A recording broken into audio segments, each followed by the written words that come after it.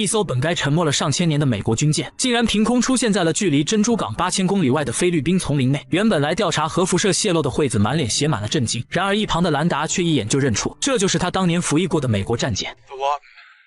起初，惠子还怀疑这一些是否都是巧合，直到二人进入了战舰，找到了兰达当年的储物柜，惠子这才深信不疑。原来兰达正是当年沉船中唯一的幸存者。对于当时的情况，他只依稀记得战舰在被敌人击中后3分钟内便沉入了海底，而这艘战舰为何现在会出现在8000里外的森林中，正是他此行的目的所在。与此同时，刚刚驱车离开的肖尔突然看到了天空中的七彩光芒，这景象似乎印证了兰达提到的民间传说。于是顿感不妙的他立马调转车头去寻找惠子他们。而另一边的战舰内，兰达他们很快就发现了大量奇怪的半透明有机物，似乎这里已经和大自然融为了一体。紧接着他们就在有机物中看到了大量船员的尸体，心有余悸的兰达顿时感慨万千，毕竟这些人当年都是他的生死战友。岂料就在两人准备原路